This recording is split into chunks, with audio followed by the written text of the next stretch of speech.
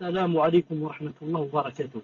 إن الحمد لله نحمده ونستعينه ونستغفره ونعوذ بالله من شرور أنفسنا ومن سيئات أعمالنا.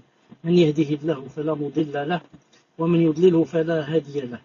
وأشهد أن لا إله إلا الله وحده لا شريك له وأشهد أن محمدا صلى الله عليه وسلم عبده ورسوله. يا أيها الذين آمنوا اتقوا الله حق تقاته ولا تموتن إلا وأنتم مسلمون.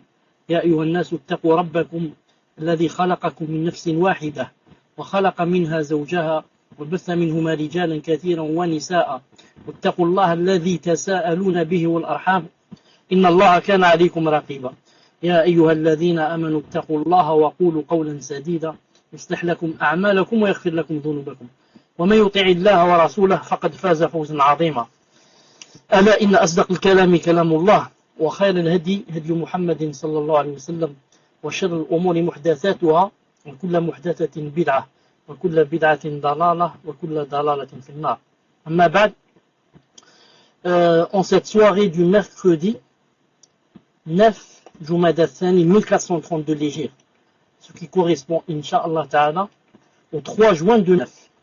Nous sommes, bi'idna Azza wa Jal, dans le 15e cours du premier tome de Riyad Salihin. Donc c'est la suite du cours passé et nous sommes toujours dans le chapitre Tawba. Chapitre quoi? Le repentir.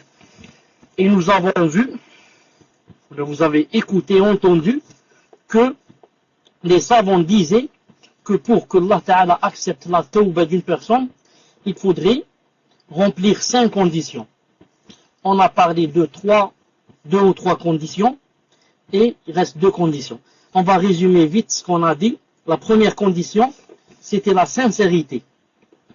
Et que si quelqu'un voulait faire le repentir, il faudrait qu'il le fasse pour Allah Azza wa Jal. Il faudrait qu'il le fasse pour Allah Azza wa Jal. Et non pas pour une personne ou bien pour autre, je ne sais qui. Il faudrait que ça soit vraiment pour que Allah subhanahu wa ta'ala lui pardonne et pour que Allah Azza wa Jal accepte de lui et pour que Allah Azza wa Jal le fasse rentrer au paradis et ne le fasse pas rentrer en enfer. Donc la première condition c'était quoi? C'était Inch'Allah Ta'ala la sincérité. Naam. Frère? Taïb. La deuxième condition c'était an-nadamu ala ma fa'ala min ma'siyah, le regret d'avoir fait le péché. Donc regretter d'avoir fait le péché et avoir des remords. Troisième condition, troisième condition, et c'est l'une des plus importantes conditions, c'est de se délaisser, de s'éloigner du péché au moment même. Ce n'est pas de dire, rester dans le péché et de dire Inch'Allah, je vais faire tawba. Mais, dès qu'on apprend la chose, on l'applique, et qu'est-ce qu'on fait dès qu'on sait que cette chose est un péché? On s'éloigne d'elle, sur le champ, bi'idna Azza wa Jal. Si une personne continue à faire le péché, un péché en général, continue à le faire, et prétend qu'elle a fait la tawba, on lui dit, tes actes contredisent tes prétentions. Tu prétends avoir fait la tawba, mais en fait, le péché il est là devant nous et tu le fais toujours. Donc, l'une des grandes conditions, c'est de s'éloigner du péché et de le laisser. Ensuite, je crois qu'on s'est arrêté ici. Cheikh Rahmou dit maintenant, il dit وعلى كل حال الإنسان لابد أن يقلع عن الذنب الذي تاب منه. Et dans toutes les circonstances, la personne doit s'éloigner du péché qu'elle fait. Dans toutes les circonstances, dans toutes les situations, il dit la personne doit s'éloigner des péchés qu'elle est en train de faire. Ensuite il dit فإن لم يقلع فتوبته مردودة ولا تنفعه عند الله عز وجل. S'il ne s'éloigne pas du péché, il a dit, son repentir n'est pas accepté et ne lui sera pas utile demain quand il va rencontrer Allah Azza wa Jal. Ne sera pas utile demain quand il va rencontrer Allah Azza wa Jal. والإقلاع عن الذنب إما أن يكون إقلاعا عن ذنب يتعلق بحق الله عز وجل. Il a dit, et le fait de s'éloigner d'un péché, ou bien, qu'on s'éloigne d'un péché qui est un droit d'Allah Azza wa Jal. فهذا يكفي أن تتوب بينك وبين ربك. Dans ce cas, si le péché Azza wa Jal, qui lui appartient à lui, qui n'a rien à voir avec les créatures et les personnes, ou bien les animaux, qui n'a rien à voir, c'est seulement entre toi et Allah. Il a dit, ça te suffit que tu fasses le repentir entre toi et Allah Azza wa Jal, entre ton âme et Allah Azza wa Jal. ولا ينبغي بل قد نقول لا يجوز أن تحدث الناس بما صنعت من المحرم أو ترك الواجب. Il a dit, et il n'est pas permis, لا يجوز, que tu parles aux gens, que tu racontes aux gens, de ce que tu as fait comme péché, ou bien ce que tu as fait, ce que tu as délaissé comme chose obligatoire. Par exemple, ce qu'on a fait comme péché, par exemple, disons, boire de l'alcool, voler, faire la fornication. Ce qu'on a délaissé comme obligatoire, par exemple, ne pas faire la salade, ne pas se voiler, ne pas faire le ramadan. Toutes ces choses-là, on n'a pas le droit de dire aux gens, moi, je ne faisais pas le ramadan, moi ceci, moi cela. نعم. قال النبي صلى الله عليه وسلم كل أمتي معافى إلا المجاهرين. خرجه البخاري ومسلم أيضا. خرجه البخاري كتاب الأدب باب ستر المؤمن على نفسه. Numéro 6069 et Muslim numéro 2990. Qu'a dit le messager d'Allah sallallahu alayhi wa sallam? Il a dit, toute ma nation, il lui sera pardonné, sauf une catégorie de gens, laquelle, il a dit, celle, c'est-à-dire la catégorie, celle qui, raconte, non, mujahirin, c'est-à-dire ceux qui font, sans se cacher, ils font comme ça les grands péchés, et, Allah Azza wa Jal peut-être ne les a pas dévoilés, et eux, ils dévoilent comme ça devant tout le monde. Et ils disent comme ça, devant tout le monde, j'ai fait telle et telle chose, même en se vantant. Cela, le messager d'Allah, il a dit, il ne leur sera pas pardonné. Il a dit, ça rentre dans le mujahara. Ça rentre. Donc le hadith, qu'a-t-il dit? Il a dit, tous seront pardonnés, sauf ceux qui, disons, s'exhibent comme ça devant tout le monde, ils montrent devant tout le monde qu'ils font des péchés. Cheikh Lahmoud dit, et ça rentre dans l'exhibition, ça rentre dans le fait de montrer comme ça devant tout le monde, ça rentre quoi? Il a dit, ça rentre le hadith suivant, que أن يعمل الرجل بالليل عملا ثم يصبح وقد سطره الله عز وجل فيقول يا فلان عملت البارحة كذا وكذا إلى آخره. Hadith authentique. Il a dit, ça rentre dans l'exhibition, donc ça rentre dans ce qui n'est pas pardonné par Allah Ta'ala.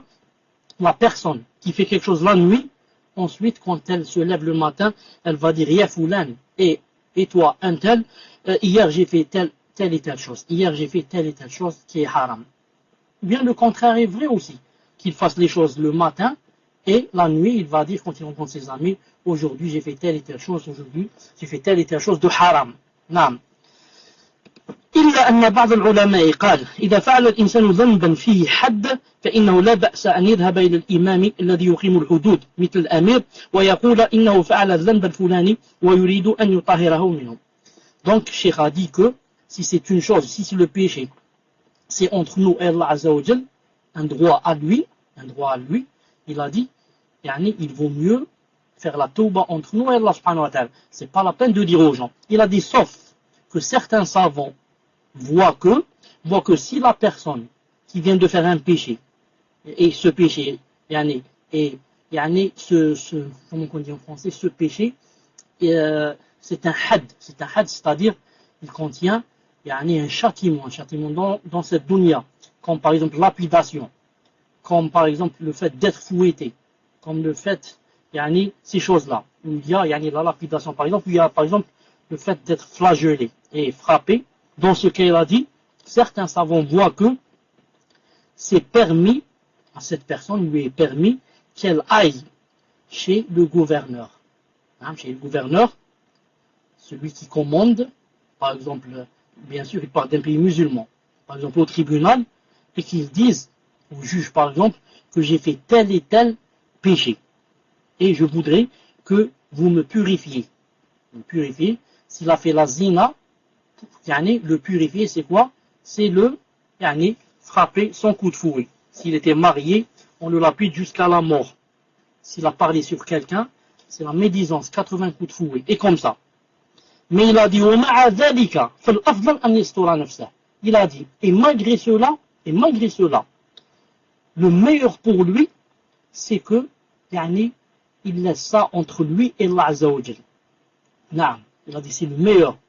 يباح له أن يذهب إلى ولي الأمر إذا فعل معصية فيها حد كالزنا مثلا فيقول إنه فعل كذا وكذا يطلب إقامة الحد عليه لأن الحد كفارة للذنب. Il a dit, c'est-à-dire il se répète, il a dit, c'est-à-dire qu'il lui est permis, une personne qui fait une grande faute entre elle et Allah Ta'ala, il lui est permis à cette personne d'aller chez le gouverneur et lui demander de la purifier. Il a dit, c'est permis. Parce que pourquoi? Parce que le fait que le gouverneur te purifie, tu es purifié devant Allah subhanahu wa ta'ala. Il y a un hadith authentique qui dit al-hudud kaffarat.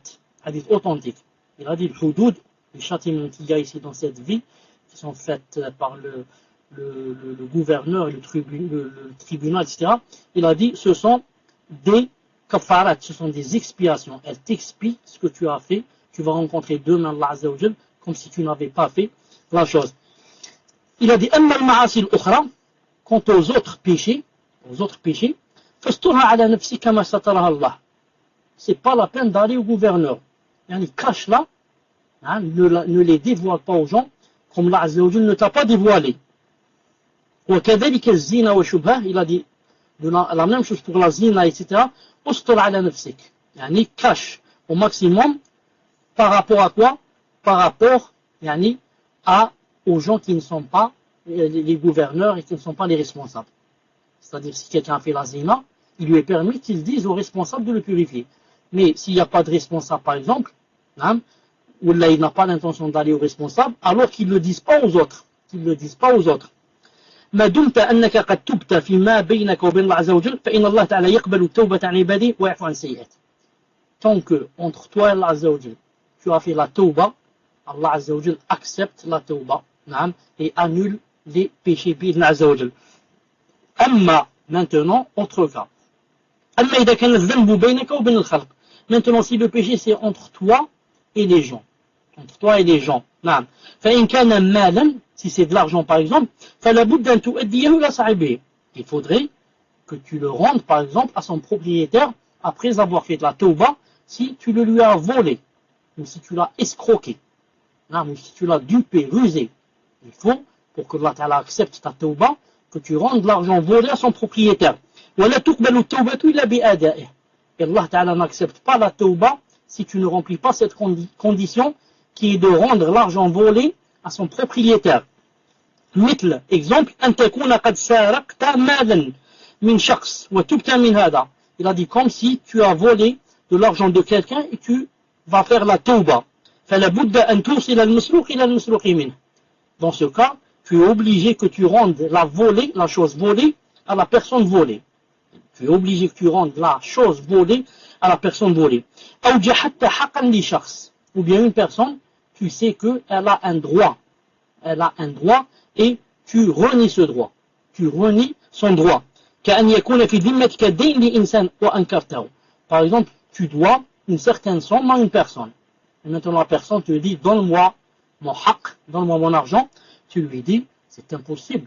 Tu ne m'as jamais prêté. Ni tu m'as vendu une chose, ni. Maintenant il a dit, ثم تبت فلا بد أن تذهب إلى صاحب الدين الذي أنكرته. Si maintenant tu veux faire la tauba, le repentir, tu es obligé d'aller au créancier, celui qui t'a prêté de l'argent par exemple, وتقر عنده, et devant lui tu reconnais, وتعترف حتى يأخذ حقه, et tu reconnais jusqu'à ce qu'il prenne ce qu'il doit. فإن كان قد مات, si la personne maintenant est morte, فإنك تعطيه ورثته, tu cherches qui sont ses héritiers et tu donnes cet argent aux héritiers, à ses héritiers. Je dis entre parenthèses, si la somme par exemple est importante, je conseille, Wallahu ta'ala alam, d'écrire cela par exemple devant un notaire de nos jours.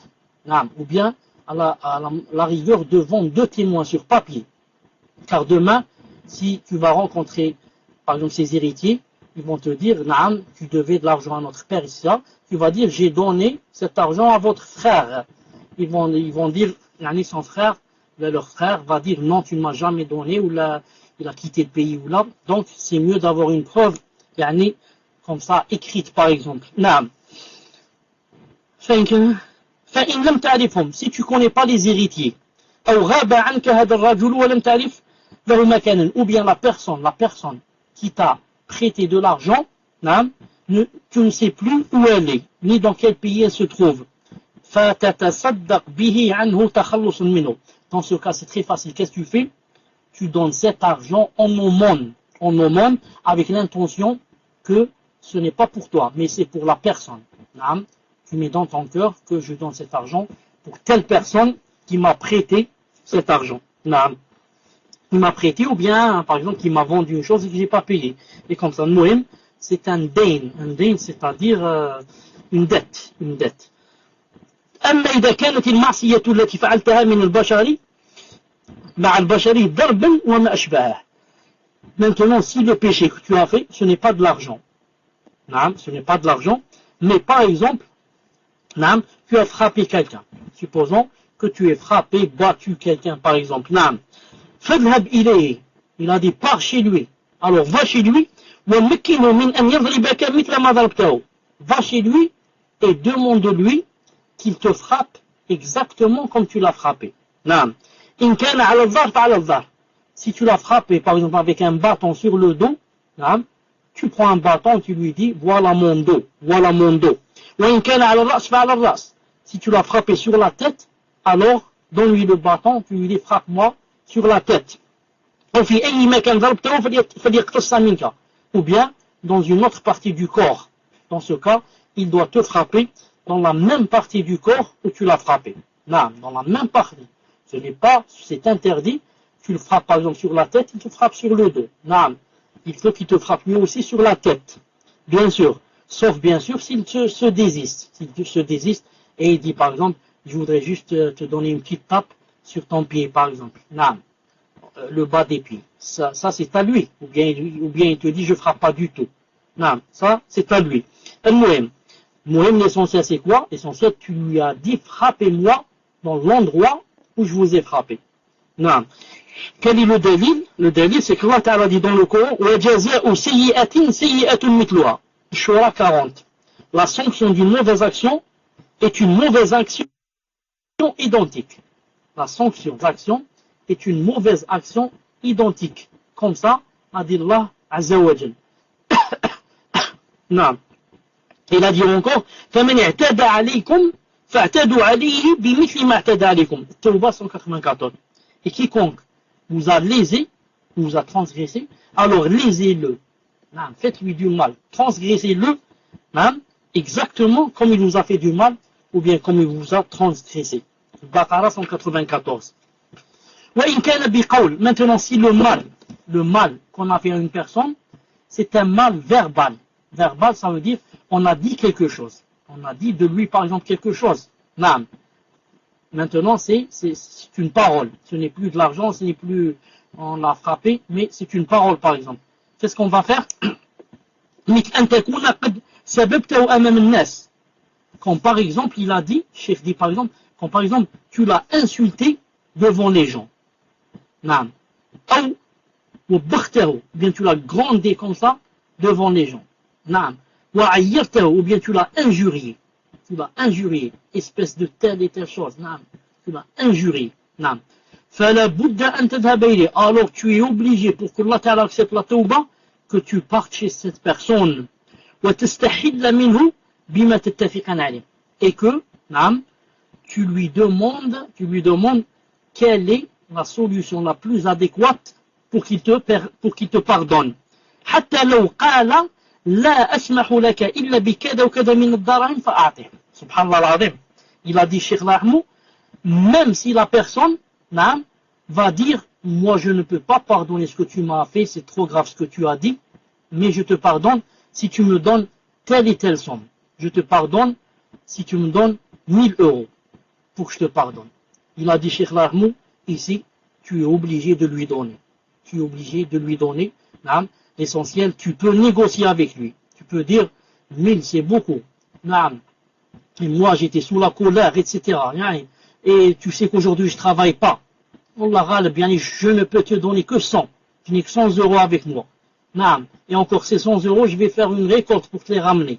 Et comme ça, sans mentir. Peut-être qu'il va dire alors, donne-moi 50, ou alors donne-moi 10, ou alors, je t'ai pardonné, je t'ai pardonné.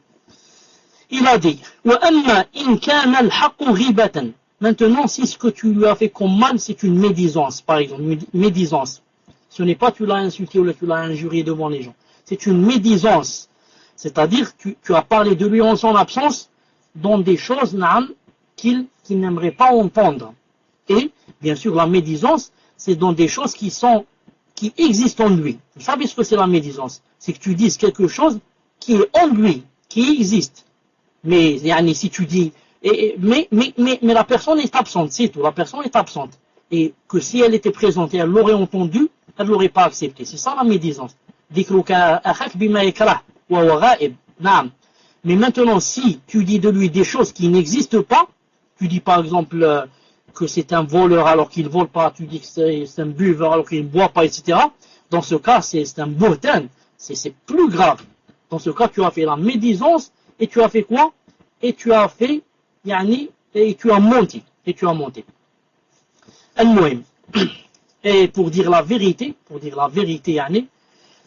il faut dire que la médisance, seul Allah Azza wa Jal, si vraiment, Allah subhanahu wa ta'ala t'aime et t'aide, pour que l'un de nous ne fasse pas la médisance.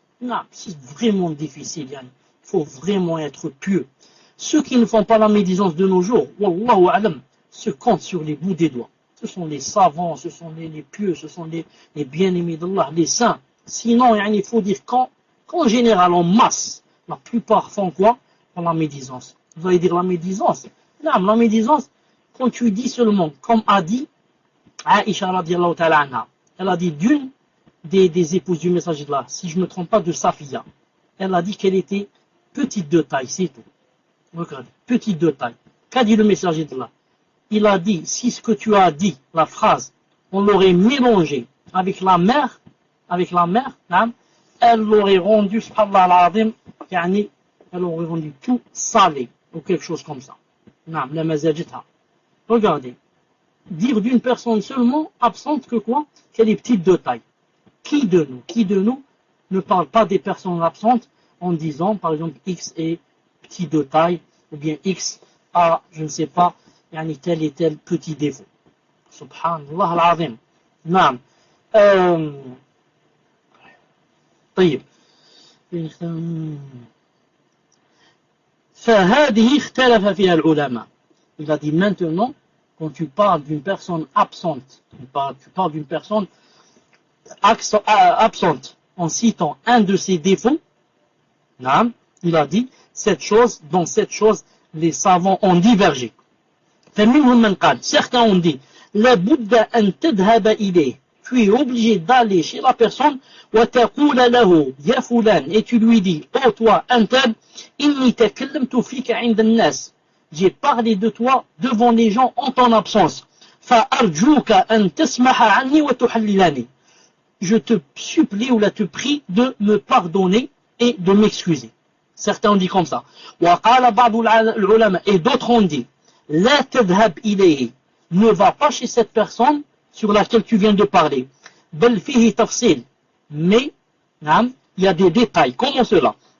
فإن كان قد علم بهذه الغيبة فلا بد أن تذهب إليه وتستحي له. Ils ont dit, il y a des détails. Comment cela? Ils ont dit, on va diviser les personnes sur lesquelles on parle en deux. Petit 1, si la personne sur laquelle j'ai parlé en son absence est au courant de ce que j'ai dit. Et petit b, la personne sur laquelle j'ai parlé n'est pas au courant de ce que j'ai dit. Il a dit, si la personne est au courant de ce que tu as dit, il faudrait que tu ailles chez elle et lui demander de te pardonner. Mais si la personne sur laquelle tu as parlé n'est pas au courant de ce que tu as dit, il a dit, l'avis le plus juste est de ne pas aller chez lui, ni lui demander pardon. Mais pour que Allah Azza wa Jal te pardonne, tu devrais tu devrais parler, maintenant pour corriger, tu vas parler sur cette personne devant les gens, surtout devant les gens devant lesquels tu l'as critiqué, tu vas parler en elle, en chose de bien, et tu vas faire ses éloges. Tu vas dire cette personne est masha'Allah, cette personne est comme ça, cette personne est, tu vas faire des éloges, car car comme a dit Allah subhanahu wa ta'ala, les bonnes actions annulent les mauvaises actions, il a dit, et ça c'est le plus juste des savants. C'est-à-dire que quoi? وهو أن الغيبة إذا كان صاحبها لم يعلم بأنك اغتبته فإنه يكفي أن تذكره بمحاسنه في المجالس التي اغتبته فيها. Il a dit le plus juste de ce qu'ont dit les savants, c'est que si on a parlé sur une personne absente et que cette personne n'a pas su ce qu'on a dit d'elle, il vaut mieux, il ne faut pas aller chez elle, mais il faut plutôt lui faire des éloges d'elle devant les gens que tu as critiqués, devant les gens auxquels ou là devant lesquels tu as critiqué cette personne. Peut-être une personne va dire comment je sais que cette personne est au courant par exemple ou laquelle n'est pas au courant. Réponse, Wallahu ta'ala alam, c'est d'après des signes. Toi quand tu vas rencontrer cette personne, tu vas voir qu'elle n'a pas changé. Elle t'accueille, masha'Allah, salam alaikum, comment vas-tu? Ça fait longtemps que tu n'as pas vu, elle t'enlace, elle ceci, elle cela. Ça, sûrement qu'elle n'a pas entendu ce que tu as dit. Voilà une des preuves, Wallahu ta'ala alam. Mais si cette personne, maintenant, tu vas la rencontrer, après avoir parlé sur elle, et tu vois que tu lui dis salam, et tout juste elle te répond, ensuite elle ne sourit pas, elle n'a pas envie de s'asseoir à côté de toi et comme ça, tu vas ressentir tout seul que quoi? Que il y a des personnes, des nammamines qui aiment rapporter entre les gens et ils sont allés lui dire que tu as parlé sur elle. Ensuite, Cheikh Lahmoud il a dit que en même temps, tu fais ces éloges devant les gens et en même temps,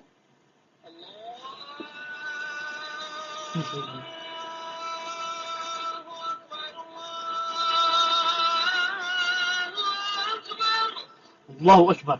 Il a dit en même temps, tu lui fais, tu demandes à Allah subhanahu wa ta'ala de lui pardonner. De lui pardonner. Vous allez dire, pourquoi je demande à Allah de lui pardonner à lui? Pas à moi. Moi qui a fait qui a parlé de lui. On va dire, toi tu as fait la tawba, inshallah, mais maintenant lui, tu lui fais des doigts, ça veut dire des doigts pour que Allah ta'ala lui pardonne. Des doigts pour que Allah ta'ala lui pardonne les péchés qu'il a fait lui aussi. طيب. Ensuite, Cheikh Lahmoud il a dit, il s'est basé sur un hadith, il a dit kafaratu man ikhtabtahu an tastaghfira lahu. Il a dit l'expiation de celui dont tu as fait la médisance et de demander à Allah Ta'ala de lui pardonner. Quand je dis ici lui pardonner, ça veut dire de demander à Allah Ta'ala qu'il lui accorde la miséricorde, c'est ça, qui lui accorde la miséricorde. Mais Cheikh Lahmoud n'a pas souligné que ce hadith est daif, ce hadith est faible. Dha'afahu al-Albani, alayhi rahmatullah, il a dit faible dans Silsila Dha'ifa, hadith 1519. Donc on apprend ici quelque chose, c'est quoi? Si quelqu'un vous dit que le messager d'Allah a dit que si tu fais la médisance sur quelqu'un, son expiation, c'est de demander la miséricorde d'Allah à ce quelqu'un, tu dis que le hadith n'est pas authentique. C'est un hadith daif, comme a dit Cheikh Al-Albani, alayhi rahmatullah. Reste maintenant quoi?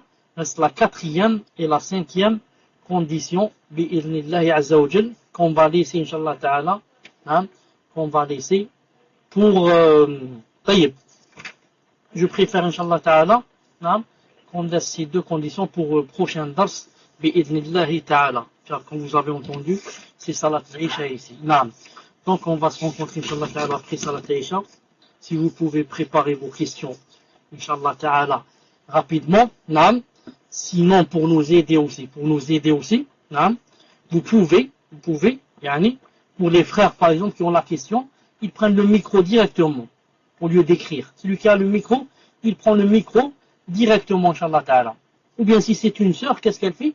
Elle peut donner à son enfant le micro pour qu'il lise. Elle lui écrit, elle lui dit voilà, tu lis ça, naam, et il lit directement sur le micro pour gagner le temps, Inch'Allah Ta'ala.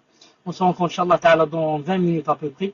سبحانك اللهم وبحمدك أشهد أن لا إله إلا أنت أستغفرك وأتوب إليك السلام عليكم ورحمة الله وبركاته.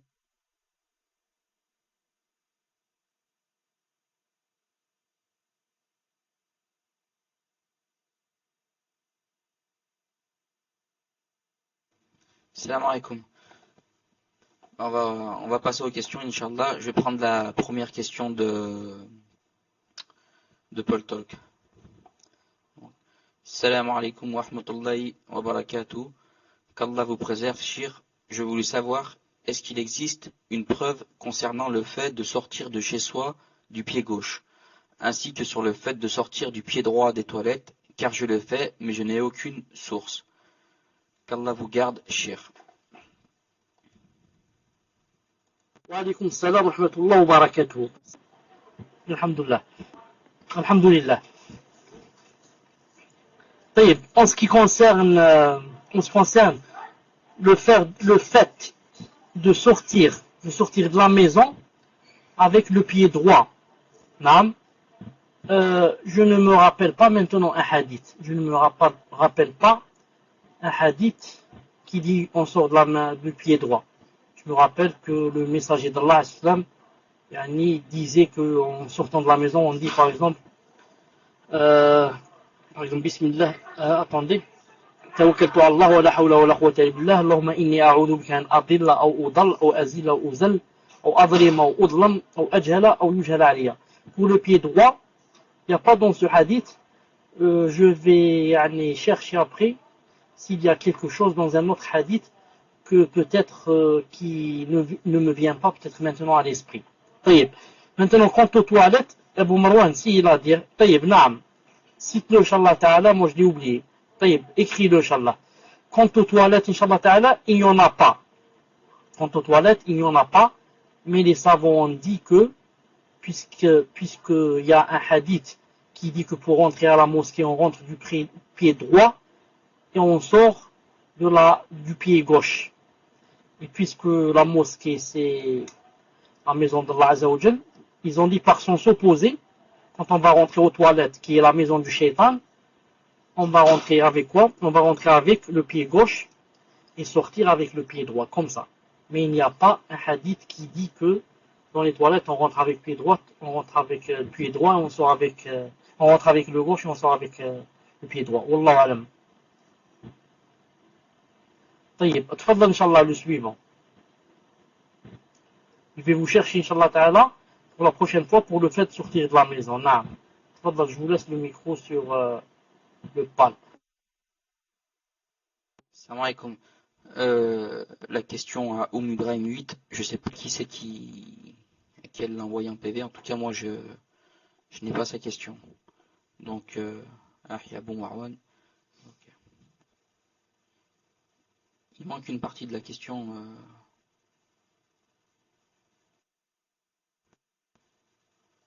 Sinon, Est-ce que vous avez lu la question? J'ai pas entendu. Si vous avez lu quelque chose, j'ai pas entendu. Tfadal. Salam alaikum, Cheikh. Le frère, il n'a pas lu la question. Je vous ai juste marqué 2 hadiths concernant la droite. Aïcha a rapporté que l'envoyé de Dieu, sallallahu alayhi wa sallam, lui plaisait de commencer par la droite en toutes choses. Quand il faisait ses ablutions, quand il se peignait et quand il se chaussait. Rapporté par Al-Bukhari et Muslim. Et un peu plus haut, j'ai marqué aussi un autre hadith. Et la question, Barakallahu Fik Ibn al-Qayyim, lit là, la question de Ibrahim 8. Barakallahu Fik. D'accord, je vais la lire, Inch'Allah. Attends, je vais voir si c'est confus. Bismillah wa salatu wa salam ala rasulillah. Assalamu alaikum wa rahmatullahi wa barakatuhu. Hayakallah ya Sheikh. Une sœur m'a dit que la lecture du Coran engendre plus de récompenses que la récitation sans le livre. Est-ce vrai? Barakallahu fikum, jazakallahu khairan. Une sœur aimerait, Inch'Allah, avoir un rendez-vous téléphonique avec vous, Cheikh. C'est très urgent, est-ce possible? Donc la question, le sens de la question, c'est la sœur, elle demande, est-ce que le fait de lire le Coran avec le livre dans la main et de le lire page par page, ligne par ligne, est-ce que cela, ça engendre plus de récompense que le fait de le réciter sans le livre, pour ceux qui le connaissent, ou qui connaissent des sourates? C'est ça la question. Barakallahu fikum. Salam alaikum. Wa alaykum salam wa rahmatullahi wa barakatuh. En ce qui concerne les hadiths que tu as cités, Abu Marwan, moi je voulais dire que jusqu'à maintenant, je n'ai pas dans mon esprit un hadith qui dit que le messager d'Allah, alayhi salam, quand il sortait de la maison, spécialement, je veux parler de ce détail, quand il sortait de la maison, il commençait par le pied droit. Sinon, bien sûr, c'est comme tu as cité, il y a des hadiths qui en général disent que le messager d'Allah faisait toute chose qui était de bien, la faisait avec la droite, que ce soit la main ou le pied. C'est pour ça que moi, personnellement, quand je veux sortir de la maison chaque matin, je sors avec le pied droit. Mais moi, maintenant, ce que je veux dire, c'est, je voudrais me rappeler s'il y a un hadith spécialement qui part du fait de sortir de la maison avec le pied droit. Il me semble, Allah alam, qu'il y a quelque chose comme ça, mais, maintenant, je ne l'ai pas en esprit. C'est pour ça que je chercherai, Inch'Allah Ta'ala, après, bi'idhnillah azza wa jal. Taïeb. Maintenant, autre chose. Pour celle qui a dit pour le rendez-vous du téléphone, Inch'Allah Ta'ala, si je n'oublie pas demain, entre 14h et 14h30. Inch'Allah Ta'ala, demain, bi'idhnillah Ta'ala, si je n'oublie pas. Entre 14h et 14h30. Inch'Allah Ta'ala, quant à la réponse de la personne qui a dit si on lisait avec le livre ou on récitait, qui est le mieux, Inch'Allah Ta'ala, c'est avec le livre. Car en lisant avec le livre, on a fait deux choses. On a pris le livre d'Allah Azza wa Jal entre les mains et ensuite on a lu. Quand on récite seulement et le livre n'est pas entre les mains. Et le messager d'Allah Azza wa Sallam, il dit dans un hadith authentifié par Sheikh Al-Albani rahimahullah, il a dit que si tu veux, ou bien quiconque veut aimer Allah Azza wa Jal, qu'il lise dans le livre. Les gens se demandent comment je dois faire pour aimer Allah Ta'ala par exemple. Le messager te répond, alayhi salam, quiconque veut aimer Allah Azza wa Jal, qu'il lise dans le livre. Et non pas qu'il récite seulement de sa mémoire. Ça ne veut pas dire bien sûr que c'est interdit ou là de réciter sans le livre. On montre seulement ce qui est mieux bi'idhnillah azza wa jal. Quant au rendez-vous, il sera sur l'heure algérienne, Inch'Allah. Tfaddal le suivant. Salam alaikum wa rahmatullah. Donc on passe à InSpeak, Akhi Abu Marwan. C'est autour de Yadoun. Donc est-ce que vous avez eu la question en PV, mes frères? Sinon, s'il n'y a pas Yadoun, on va passer à Karima 99. Donc j'ai la question de la sœur Karima 99. Salam alaikum wa rahmatullahi wa barakatuh. Est-ce que la dernière fois j'ai posé la question concernant le frère de lait. Je voudrais avoir un complément d'information, à savoir, est-ce que les enfants de mon frère de lait deviennent aussi mes frères de lait? Barakallahu fikum wa jazakumullahu khair. Voilà, je vous laisse le micro. Je n'ai pas bien entendu la question. Est-ce que c'est ça la question? Est-ce que les enfants de mon frère de lait deviennent aussi, deviennent les enfants, de mon frère de lait? Je sais pas, j'ai pas bien entendu la fin. Tfaddal. La question, c'est exactement ça.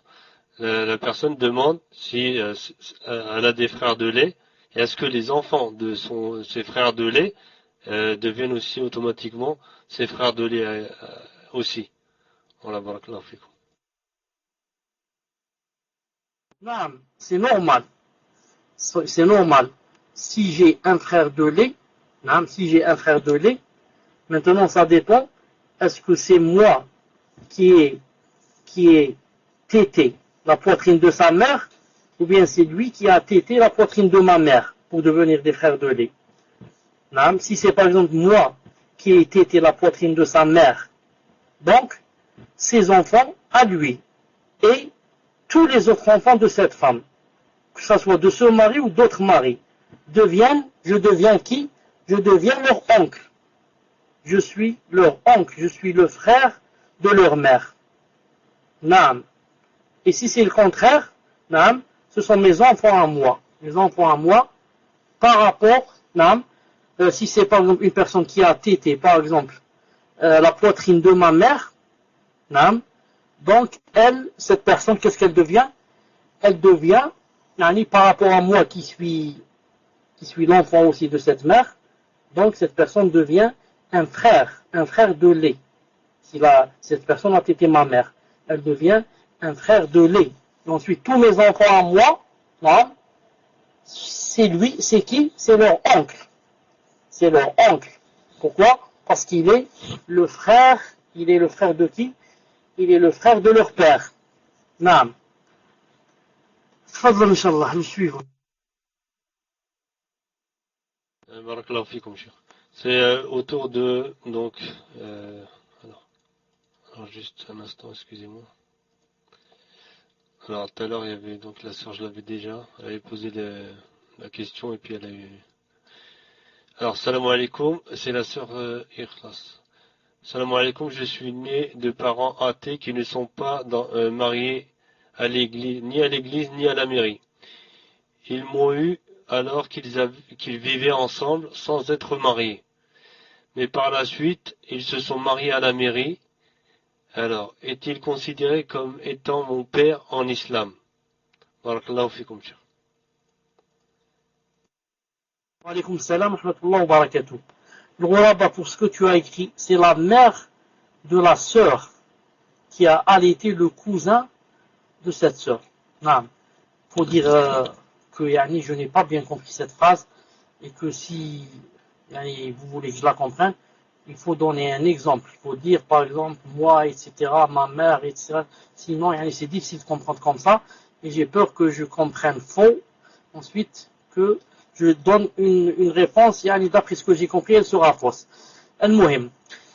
En règle générale, quand un enfant est conçu, a été créé hors mariage.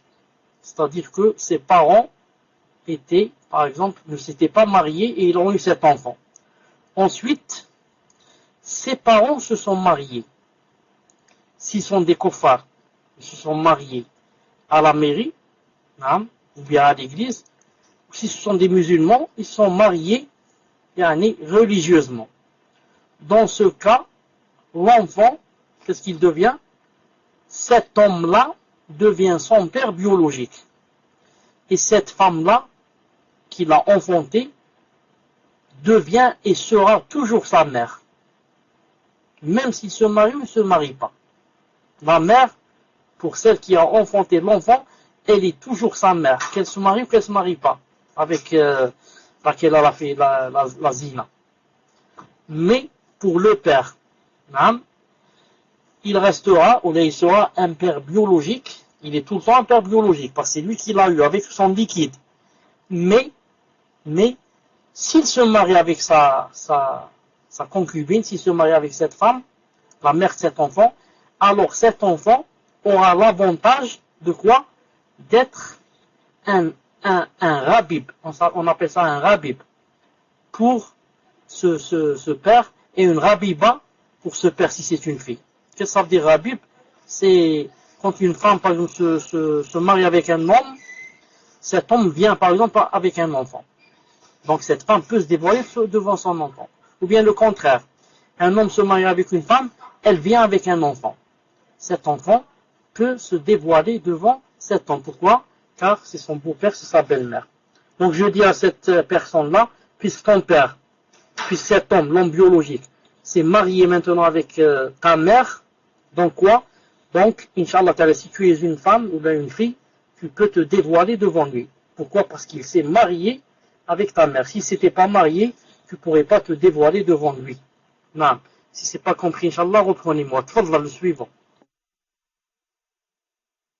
Donc, barakallahu fikoum, cheikh. Donc, je ne sais pas la personne si elle se manifeste par rapport à ce qu'a dit Shir. Donc, c'est autour de Amatillah mariée. Pour ce qui est de la sœur, par rapport justement à l'allaitement et au fait que son frère de lait, on en a parlé tout à l'heure. Donc, la sœur concernée qui pose la question, Shir, c'est elle-même. Elle dit, sa mère, elle a allaité son cousin, son propre cousin, le cousin de la sœur. On parle toujours de la même sœur. Et donc, elle a posé la question par rapport à ça. Les enfants de son cousin sont donc automatiquement des frères de lait. Donc, Amatillah mariée. Votre question. Si vous avez la question de la sœur des frères, alors là on fait quoi? Pas de Karima 99. Donc on passe à la question de Malika Tour. Salam alaikum shir. Ma question est la suivante. Comment doit-on faire lorsqu'on médit d'une personne non musulmane chrétienne? Doit-on suivre le même procédé que si cette personne était musulmane, ou bien on demande juste pardon à Allah Azza wa Jal pour le péché? Barakallahu fikum. Donc avant de répondre à cette personne, on revient un peu en arrière. Pour la personne qui a dit que, en ce qui concerne le père biologique, que j'ai dit, s'il se marie, il devient un beau-père. Et on me pose maintenant la question, et pour l'héritage et la demande en mariage. Pour l'héritage, cet homme est un étranger. Tu ne peux ni l'hériter s'il meurt, ni il ne peut t'hériter si tu meurs. Parce que pour Allah Azza wa Jal, cet homme est un étranger. Deuxièmement, pour la demande de mariage, il ne peut pas être le tuteur de la fille, car ce n'est pas son père. Il n'a pas le droit de la marier. S'il n'y a que lui, dans un pays musulman, s'il n'y a que lui, la tutelle va à qui? La tutelle va au gouverneur. C'est comme si elle n'avait personne. Il ne compte pas. C'est un étranger. C'est le gouverneur qui la marie. Dans le cas où il n'y a pas le gouverneur, bien sûr, dans un pays de Kofar, etc., si lui, par exemple, il remplit les conditions, il est un frère, il est masha'Allah, donc c'est un étranger pour elle, il peut la marier comme un étranger peut la marier. En ce qui concerne maintenant, ma mère a allaité mon cousin, en même temps que mon petit frère. Donc ce cousin devient un frère de lait. Ses enfants, bien sûr, deviennent aussi, non, je ne sais pas comment on dit ça en français, les enfants de mon frère. Donc je suis pour la sœur, et pour elle est leur tante. Donc tu es leur tante, Inch'Allah ta'ala. Voilà, ce sont des neveux. Et toi, tu es leur tante, bi'idnillahi azza wa jal. Quant à la dernière question, voilà. Quant à la dernière question, est-ce que l'un de vous peut me donner quelque chose qui me rappelle la question? Vous m'écrivez un mot qui a rapport avec la question. C'est-à-dire la question qu'on a posée dernièrement, c'était quoi? Écrivez-moi seulement un mot pour me rappeler. La médisance, barakallahu fik, naam. Même le kafir, le chrétien, le juif, etc., naam, il n'est pas permis de parler en lui, naam, en mal, comme on dit les savants, quand il n'est pas quelqu'un qui nous fait la guerre. Car vous savez, le kafir, des fois, il est dans une situation où il nous fait la guerre, des fois, il est dans une situation où il y a la paix entre nous et lui. Naam. Dans ce cas, les savants disent que on ne doit pas parler de lui, sauf, par exemple, dans le cas, par exemple, où c'est pour mettre en garde contre lui. Si on entend de lui, par exemple, qu'il égare les gens, qu'il achète des Corans falsifiés, qui ceci, cela, ça rentre pas dans la médisance de mettre en garde contre lui. Naam. C'est aussi si par exemple il y a une chrétienne c'est une amie à nous, et elle veut se marier avec ce chrétien, et elle nous demande conseil, et on lui dit que cet homme, par exemple, c'est un voleur, ou bien c'est quelqu'un qui fume la drogue, ou bien ça rentre pas dans la médisance. Pourquoi? Parce qu'on est en train de lui donner des nasiha, comme la femme qui a dit au messager d'Allah que il y a 3 hommes, c'est, si je n'oublie pas, c'est Bint Qais, qui a dit au messager d'Allah, 3 hommes m'ont demandé au mariage. C'est-à-dire qu'ils lui ont demandé la main sans qu'ils savaient. Ils ne savaient pas que chacun est venu sans qu'il savait que l'autre avait demandé la main. C'était qui? C'était Muawiya et Abu Jahm et Oussama. Et le messager d'Allah lui a dit, quant à Abu Jahm, je ne te conseille pas, il frappe les femmes. Quant à Muawiya, je ne te conseille pas aussi, il n'a pas un sou. Se marier avec quelqu'un qui n'a pas un sou, ce n'est pas une chose facile. Quant au troisième, Oussama, je te conseille, marie-toi avec Oussama. Quand il a parlé de Muawiya, il a dit qu'il était très pauvre, et de l'autre qu'il frappait les femmes.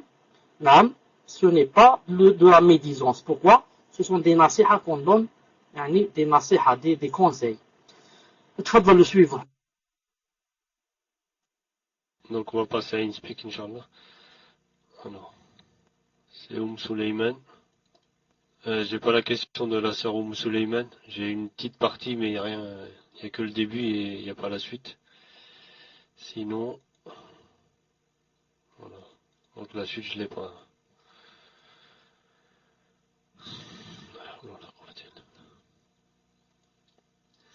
La sœur Souleyman, si vous pouvez poster la question en PV ou alors sur le salon. Ou la sœur Saliha. La question ne passe pas en fait. J'ai salam alaikum shir, qu'Allah vous préserve de tout mal, amin. Je souhaiterais avoir un éclaircissement sur les frères et voilà. J'ai pas la suite. Donc si vous avez la suite, postez-la directement sur le salon, je lirai, Inch'Allah. Voilà.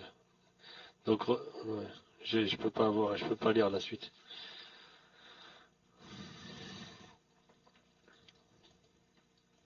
Sinon on passe à Paltok, si c'est comme ça.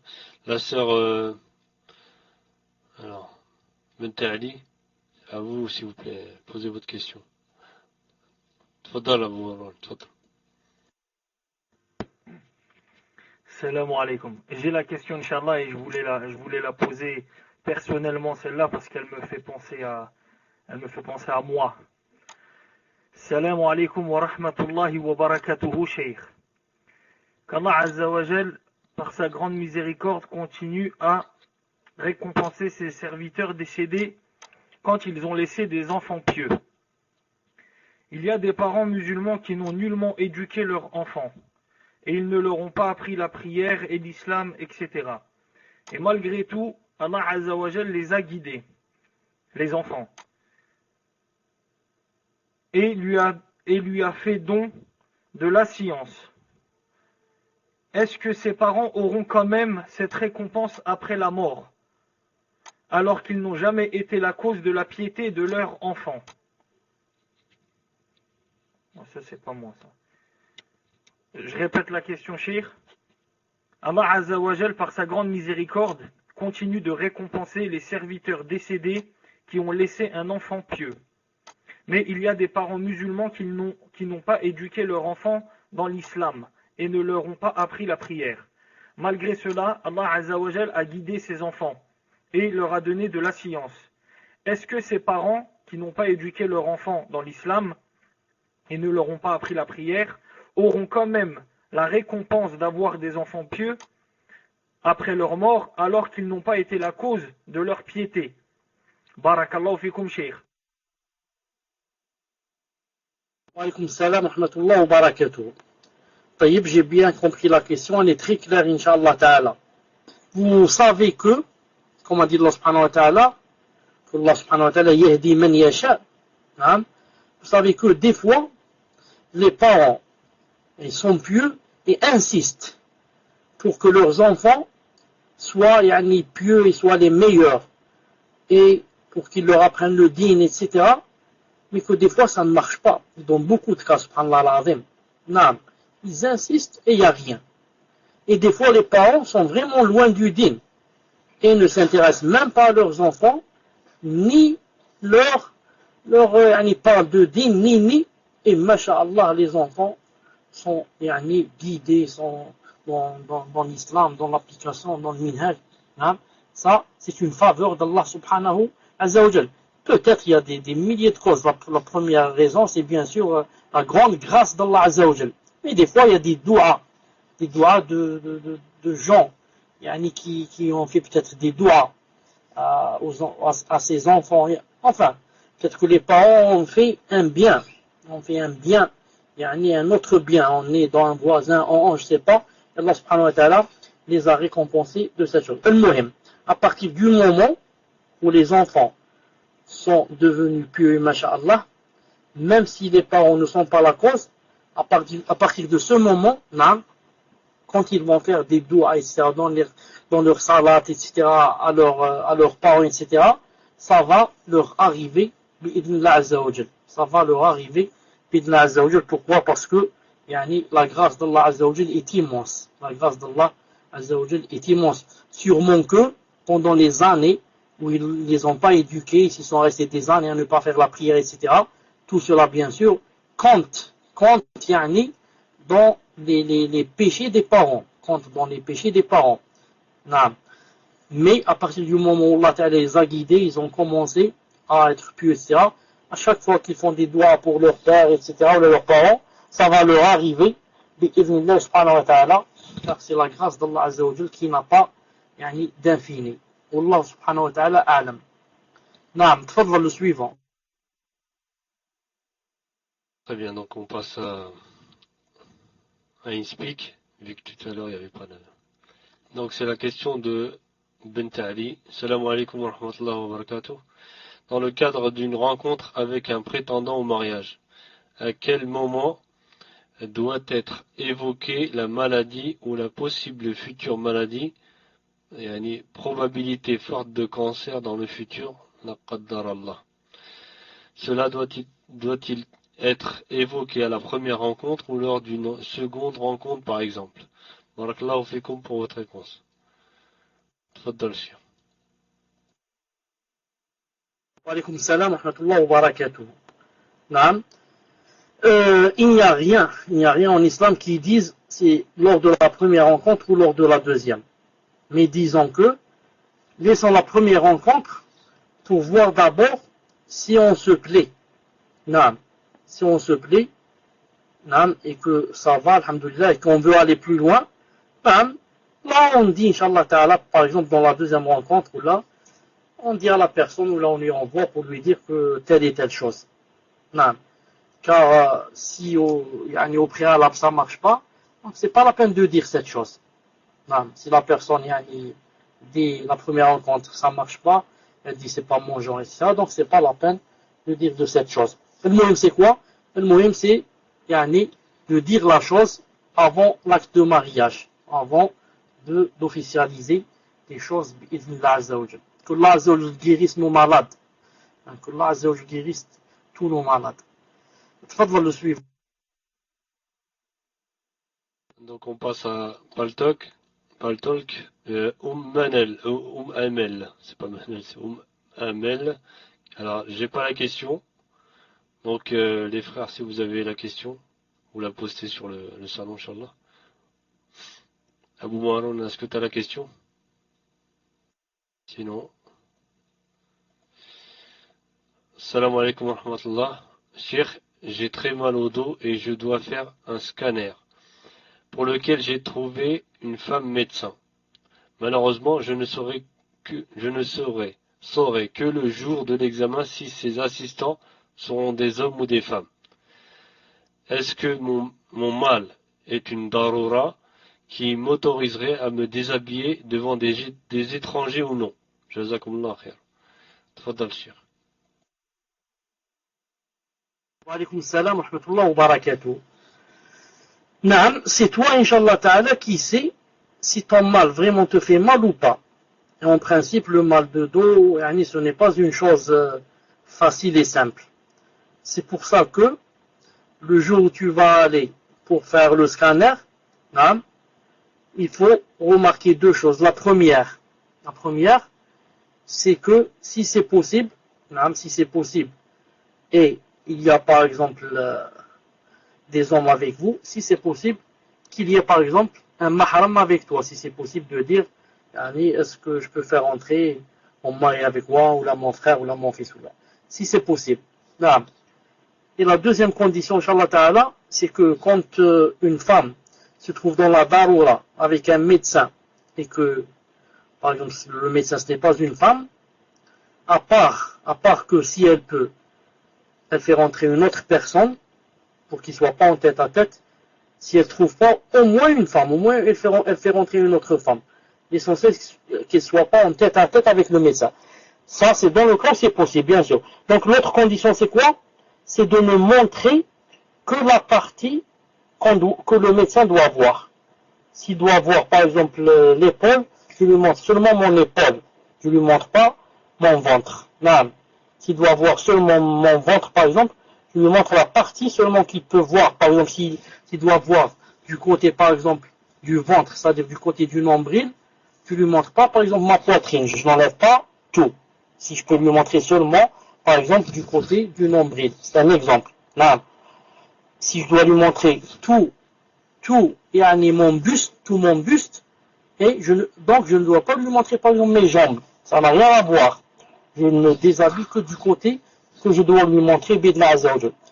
Donc, Cheikh, le scanner peut se faire, je ne sais pas, Allahu a'lam, c'est à elle, de savoir, peut se faire sur certains vêtements, un drap. Allahu a'lam.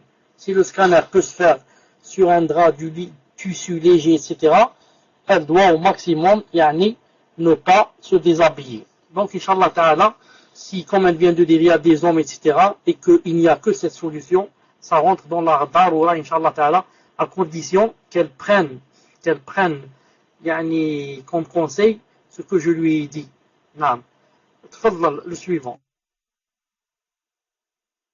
Cheikh, excusez-moi, donc on va revenir sur une sœur, elle n'a pas compris en fait votre réponse tout à l'heure. Et c'est compliqué pour elle, elle n'a pas compris en fait votre réponse. C'est la sœur qui a posé la question par rapport aux parents. Donc les parents, enfin, il y a eu d'abord la zina, et il n'y avait pas de mariage à la mairie ni à l'église. Ensuite, elle comprend pas pourquoi, un peu après se dévoiler devant son père, parce qu'ils se sont mariés après à la mairie. Donc si vous pouvez expliquer ça, Inch'Allah, sinon on va passer donc à Umayya, Inch'Allah. Si vous avez la question de la sœur Umayya, Abu Mouran ou Ibn al-Qayyim, sinon je dirais de la sœur. Voilà. Umayya, vous êtes dérédé. Barakallahu fik, akhi Abu Mouran. Salam alaikum, Cheikh. On habite en Europe et l'imam de la mosquée locale fait la salat de l'Isha à 1h30 après le Maghrib, c'est-à-dire vers les 22h45 en temps local. Tandis que selon les calculs des différentes sources, l'Isha commence dès 23h30. Et en plus, si on observe l'horizon, on voit toujours une rougeur qui disparaît vers les 23h30. Ma question est, est-ce qu'on a le droit de suivre cet imam? Barakallahu fik, Cheikh. Wa alaykum salam wa rahmatullahi wa barakatuh.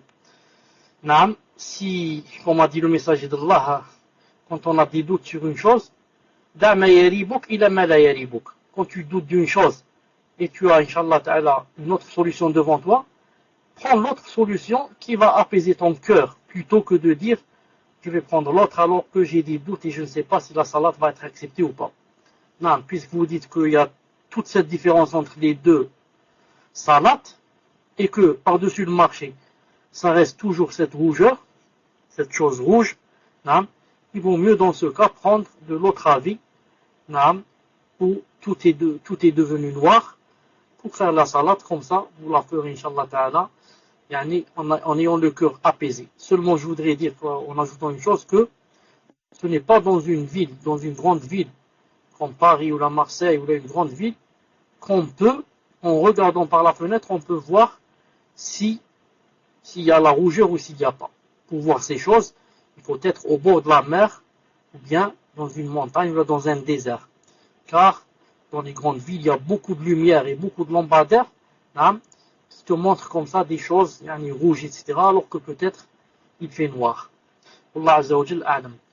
Quant à la personne qui a dit « Je ne comprends pas pourquoi si mon père ou si cet homme biologique et ma mère se marient à la mairie, alors je peux me dévoiler devant cet homme ?»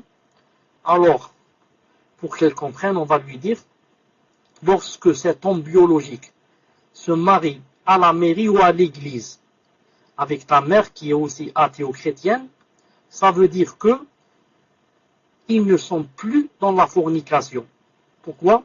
Ça veut dire qu'ils se sont mariés. Pourquoi? Parce que l'islam reconnaît le mariage des kuffars. L'islam, pour l'islam, quand un homme et une femme se marient même à l'église, même à la mairie, leur enfant, c'est leur enfant. Il les reconnaît. Et quand un homme et une femme ne se marient pas et vivent en concubinage et ont des enfants, pour l'islam, il ne reconnaît pas leurs enfants.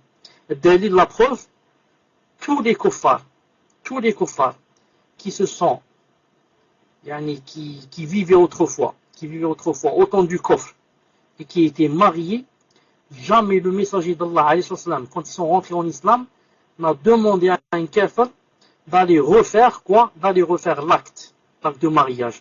Alors que le musulman, s'il se marie avec une musulmane et il manque quelque chose dans l'acte de mariage, il lui demande de le refaire. S'il manque les témoins, il dit tu refais le mariage.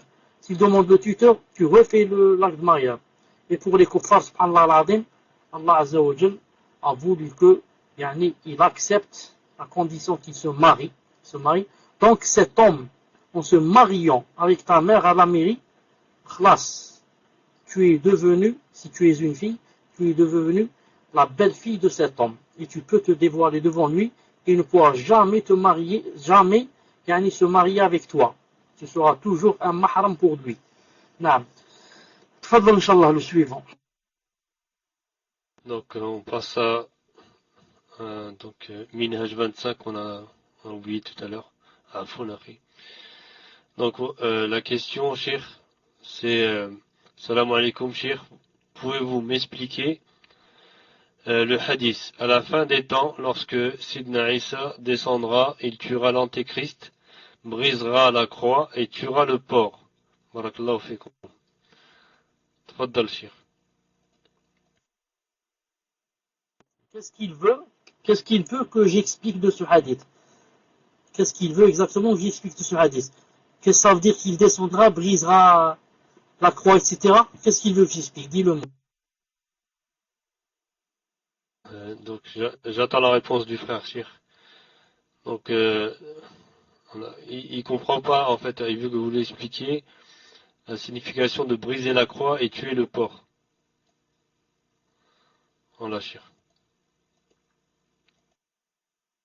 Donc le messager d'Allah nous a appris qu'à la fin des temps, entre autres, ce qui va se passer, des grands signes de la fin du monde, c'est que Isa alayhi salam, le messager d'Allah alayhi salam, Isa, que les chrétiens appellent Jésus, va descendre du deuxième ciel. Vous savez qu'il est au deuxième ciel avec le fils de sa tante Yahya, qu'ils appellent eux Jean. Al-Muhim. Quand il va descendre, parce qu'il est toujours vivant, il n'est pas mort. Vous savez ça, il n'est pas mort, il est toujours vivant. Quand il va descendre, qu'est-ce qu'il va faire entre autres? Entre autres, il va tuer le Messie Dajjal, l'antéchrist. Et entre autres, qu'est-ce qu'il va faire avant de tuer l'antéchrist? Entre autres, il va tuer le porc, le khanzir, pour montrer que ça ne se mange pas, comme prétendent les chrétiens, que par exemple, Isa alayhi salam mangeait le porc, ou là, qu'il disait qu'il se mangeait, et il va briser la croix et la casser pour montrer aux chrétiens qu'il n'a jamais dit aux gens d'adorer la croix, ni de la porter, ni de se prosterner à la croix. Car, si vraiment il avait dit cette chose, alors lorsqu'il viendrait, qu'est-ce qu'il aurait dû faire? Il aurait dû mettre la croix. C'est lui qui, lorsqu'il descend, si si la croix était vraiment, et suivre la croix était juste, alors il aurait mis la croix lui aussi, une grande croix, en or ou là en émeraude. Mais puisqu'il va la briser, c'est pour montrer que, ce n'est pas vrai et que je n'ai jamais dit qu'il fallait suivre la croix. C'est comme si, astaghfirullah, quelqu'un qui va venir et qui va quoi? Va déchirer par exemple le Coran. Ça veut dire quoi? Ça veut dire que ce Coran, donc, n'est pas vrai pour pas le suivre. Comprenez à peu près. La même chose ici. Non, mais il va casser la croix. Ça veut dire je m'en désavoue, je me désavoue d'elle. Tfadhal, le suivant. On passe donc toujours sur Paltalk.